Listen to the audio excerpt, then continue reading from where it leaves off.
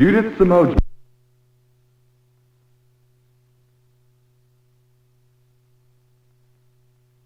And the Chautauqua Symphony Orchestra.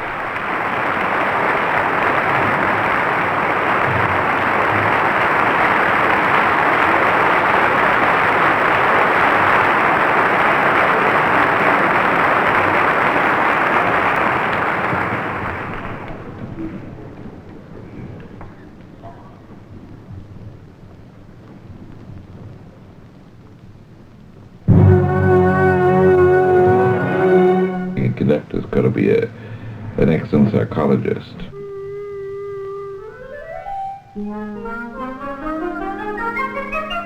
Conductor is a traffic cop.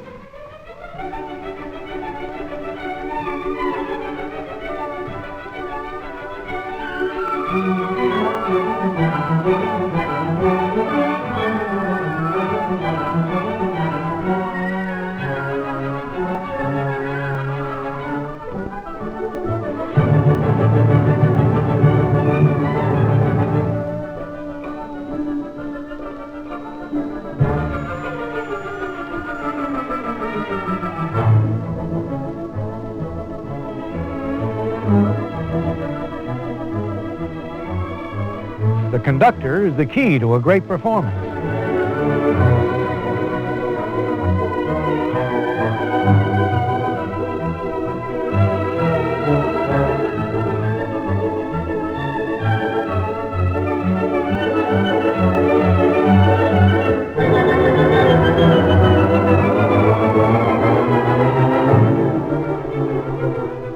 You must know the score well.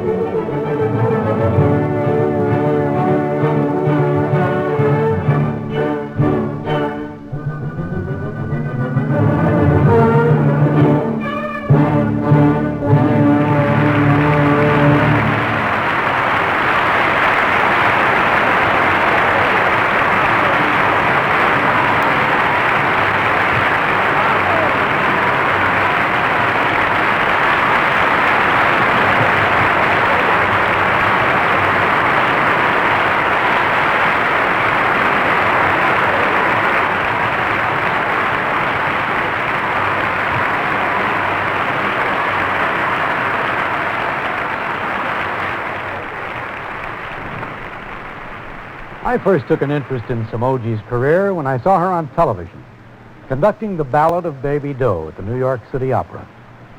Since then, she has appeared with the Los Angeles Philharmonic at Hollywood Bowl and debuted with the New York Philharmonic. She has performed in almost every major city in the United States and is now beginning a conducting career in Europe. That's quite a feat, starting as a piano student at Juilliard and going all the way to the podium at Lincoln Center.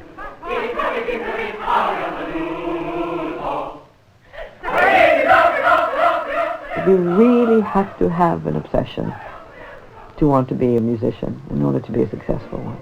In the case of a conductor, even more so, because you not only have to learn every single instrument's part, every single one of them, but every single part that's being played on the stage, everything the chorus sings, everything the ballet dances, you must remember in advance the tempo those ballet dancers need in order to be able to do the work during the opera.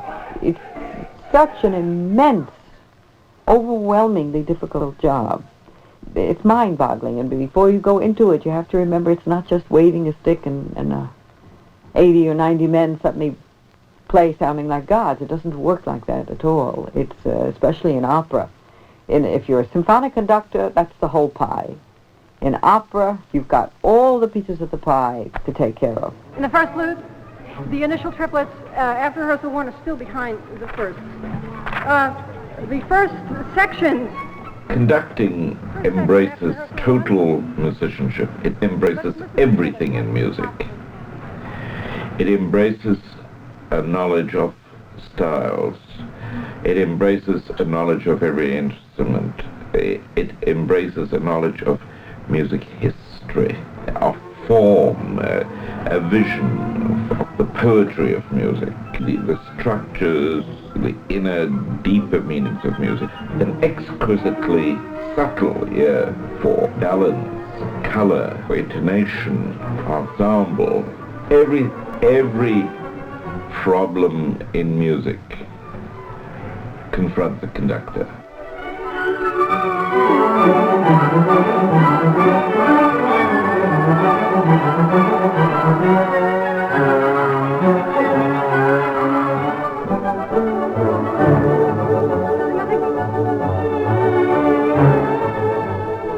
There has to be a passion there. You really must be so passionate about wanting it that it just has to outweigh everything else. Discouragement from family, fatigue, discipline, all of it. It has to really be consuming.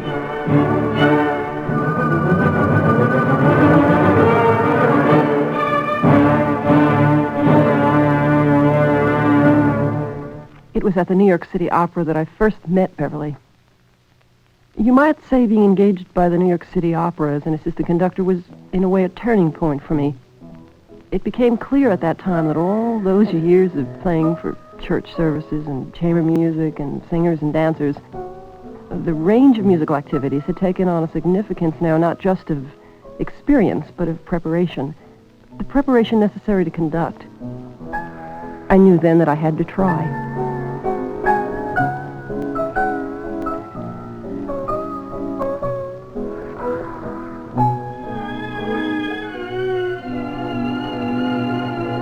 The fact that she's a woman sort of faded into the background. I don't think anybody made such a big fuss over the fact that she was a woman conducting.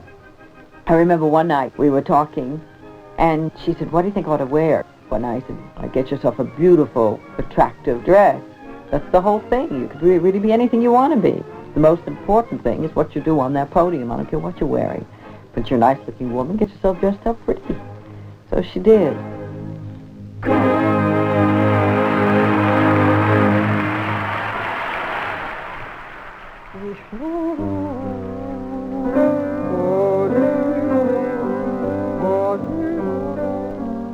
Studying is a great challenge.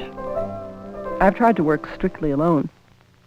But sometimes musical situations present themselves which require a certain kind of wisdom and experience that I couldn't possibly have amassed at this point in my career.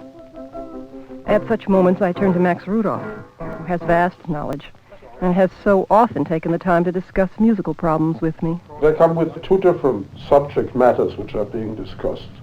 Discuss certain works which they are going to conduct and all kinds of career problems. And you must lead with a slightly more emphasis to the third beat.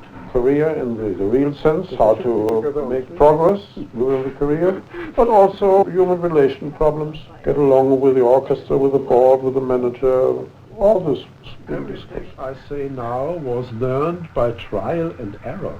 There is not one error I have not committed. Each work that I engage myself in is an enormous challenge because it has its own personality and its own style. It is boring also. I see what you're talking about. That the 16ths were all even when they did 2 and 2. The conductor should do as much as possible by gesture. Conducting is a symbolic language, one of the several. It's a signal language. So in order to know how to symbolize what is essential to lead the orchestra, this is something you have to learn. Of course, it's not only your arms, your hands, it is your face and your eyes particularly. IQ most of the time just looking. You must know the score well. Toscanini was quite unbelievable to watch him. I've seen him many times. To watch him, how he has his eyes went all the time for one musician. He had such a comprehensive knowledge of the score. For in each moment he knew every detail every musician would do in this second, and he covered everything all the time. Very few people can do that. I cannot do it as well as he did. I try. 2 before. 23.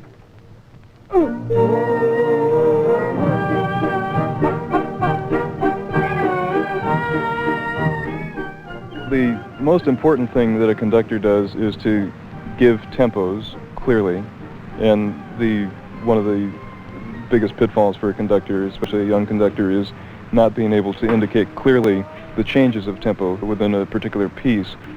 That's one very important thing, and that's one thing that Judy does very well. I think the difference between being a good conductor and a star conductor is the word communication. Not only what you communicate to the people on the stage and the people in the pit with you, but an excitement that you have to communicate to about 3,000 people sitting behind you who see nothing but the back of your head and your arms occasionally flailing in the breeze. You have to be able to communicate a certain kind of excitement. And if you can't do that, then you simply become a very good utilitarian conductor. Very necessary in our business, but not the star conductors. There is a moment when the leap is made. You can arrive at a certain plateau, and at that moment, you either make the big leap to stardom, or you stay on that plateau. That's true not only of conductors, but of singers as well. Until you make that leap, the business is full of insecurities.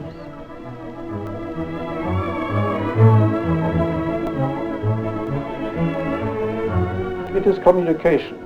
But the means of communication are individual, must be developed, and must be trained. This takes years. There's no shortcut. Even the most gifted young conductor needs years to develop all this. And you learn it only by conducting.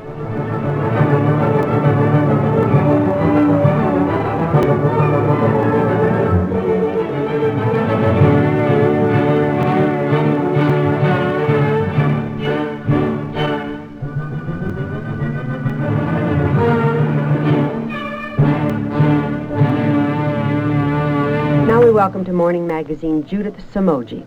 Judith is a conductor.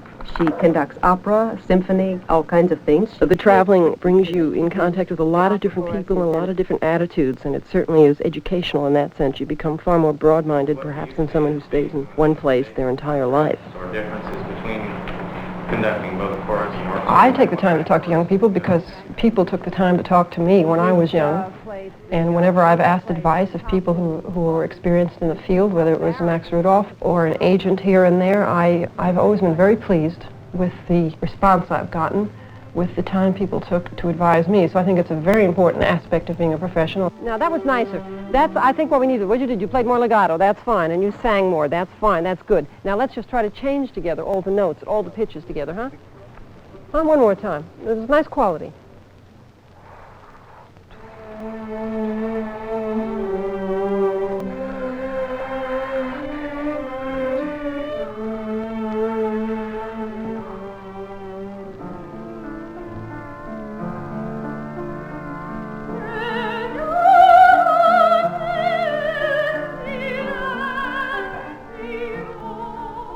I enjoy working with young people and watching young talents grow. Whenever possible, I try to set aside some time to listen to singers and med auditions and to work with young musicians. I think it's important to encourage students and at the same time make them aware of the dedication and the hard work that's necessary for a successful career.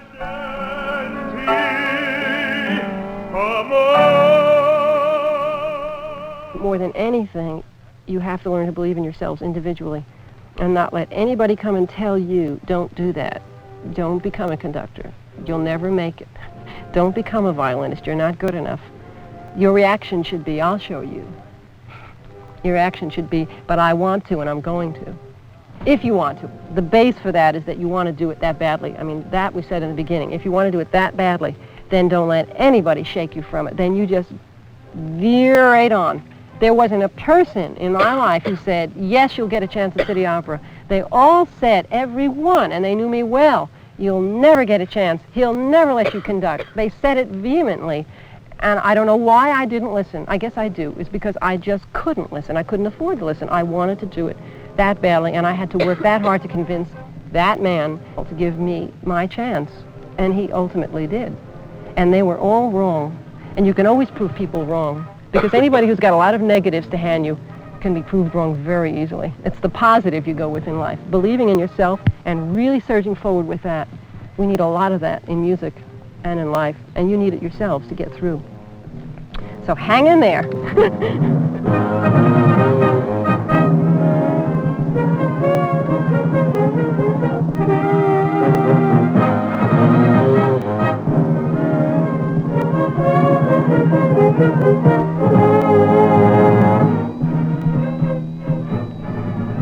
Miss Somogi is really fantastic. She's very well disciplined. She expects a lot out of us. And I've never played under a woman conductor before, and she certainly isn't any letdown from any men conductors I've been under. She works as hard, and I think everybody really wants to please her and do well for her. Because when we do good for her, she appreciates it, we can tell. And when we don't do well, she lets us know that too.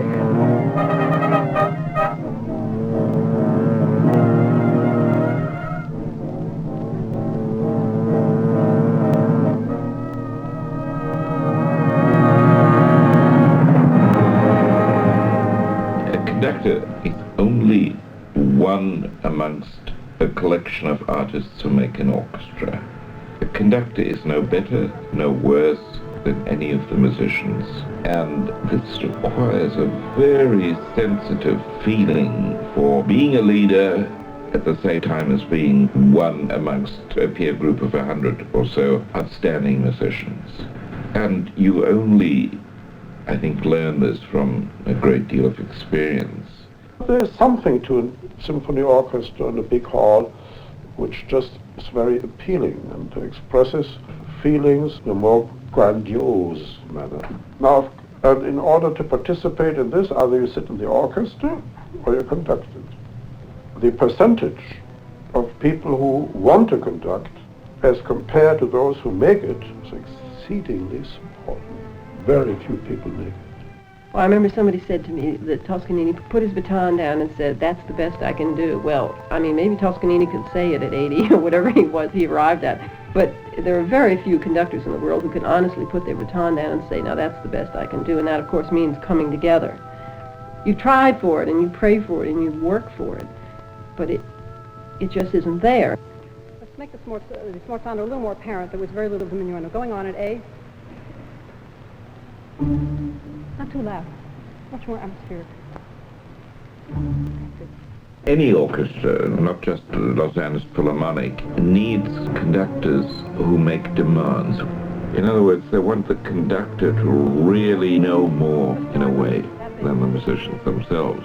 And that's a tall order.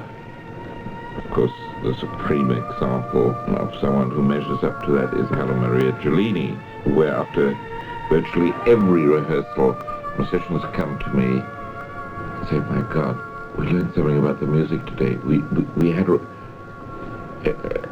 a real kind of musical revelation. We had a lesson. We had an opening up of our whole perceptions."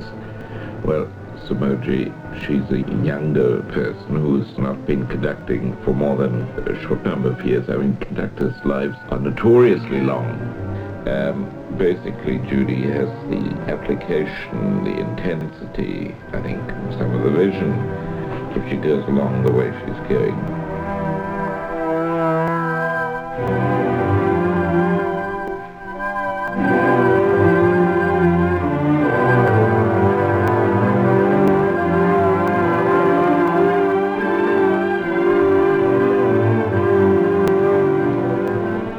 A conductor has to fulfill what's in the music and nothing else. The clean cut of the score. That's very much. I think the movement, the standing, the ugliness or beauty of a person doesn't matter at all. But the personality and the fire in a person, that is it. What makes the music come then, I think. Right on the 12-8, please.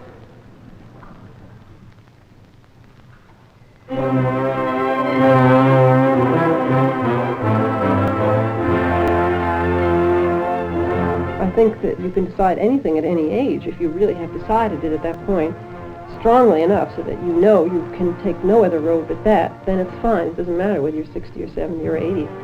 But you have to understand that with that come certain handicaps. So make the decision with that awareness in mind. She'd be driving to New York eating her lunch because she had a matinee, you know, with the Gilbert Sullivan group. You know, she was there 3 years. No, she just had time to do she'd play the organ and keep looking back and see when all the people were getting through shaking hands with the minister. And finally, we used to dash to, she had a little Volkswagen at the time, and we used to dash to the Volkswagen and put her lunch in there and lock up the car, and she'd go and eat it on the way. My mother is of Italian heritage and did hear Italian opera and Caruso and people of that sort. But they weren't opera goers. I mean, they didn't go to the Metropolitan and they didn't go to symphony concerts. In fact, they began to do that when I became a professional musician, and now are great lovers of it, great fans. I've sneaked some of the recordings, you know, the performances, and I have them upstairs amongst my treasure chest. I realize how much work goes into performing, and the rehearsals and what goes on backstage now, which I never knew about, and the work and how hard. I've seen her rehearse with the orchestra and with the singers, and I know now what goes behind it. Before, I only listened to the finished product, but now I know the work that goes into before that you accomplish that finished product, and it's a lot of work.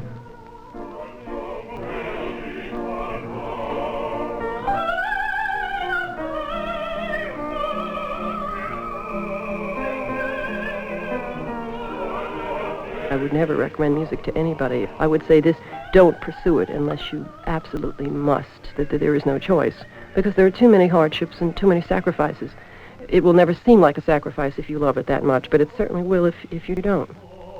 No, spend the time rather on remorse, which would be closer to the Italian, rather than rimorso. The business is full of frustrations. Once the leap is made off this plateau onto stardom or whatever you want to call it, then you call the shot. Then you sit back and say, yes, I'd like to conduct that, and I'd like to conduct that. No, that piece doesn't appeal to me, or I won't have time to prepare that properly. Or then you get into the business of casting. You want to do Salome, and the first question is, yes, I'd love to conduct Salome, but who is the lady? Who's going to do the Salome?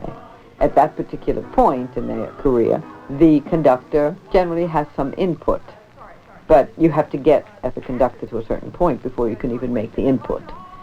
That only comes when you get off this plateau and make a leap. But the words don't weaken. Seguirai passi miei.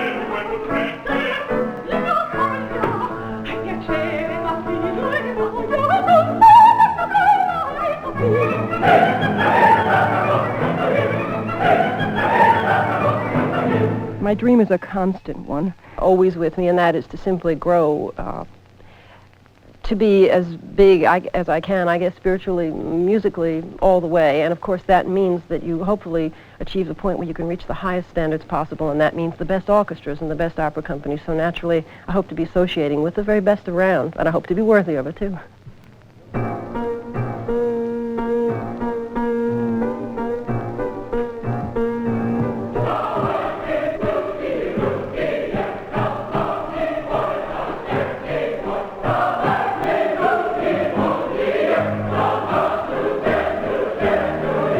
love to come across her in 10 years' time and see where that very vital natural gift that she has, and that very good musical knowledge that she has, and that very serious and committed approach to music that she has, where they're going to take her.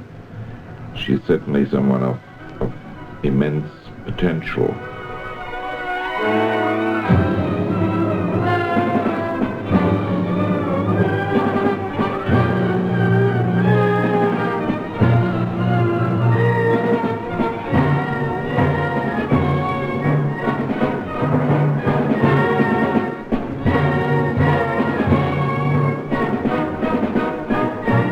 Teaching, solo careers, orchestral careers, administration careers, they're all different, but the basic advice is first, middle, and last. Make sure that you really know what you're talking about. In other words, study your aspect of the art, of the profession, in profound depth. Keep on learning, keep on reading, researching, keep your ears and your eyes open. Hear as much music as you possibly can. Go to as many performances, see the great artists at work. But bear in mind that our job really is to see that music is a normal, natural part of everybody's lives. We're, after all, on this earth only a very limited period. Through music, that period can be so rich and so worthwhile. It's our job to make it possible for everybody to have that kind of experience, and in order to do that, we've just got to know as much as we possibly can about the subject, and that means a lifelong continuing education. Never let up.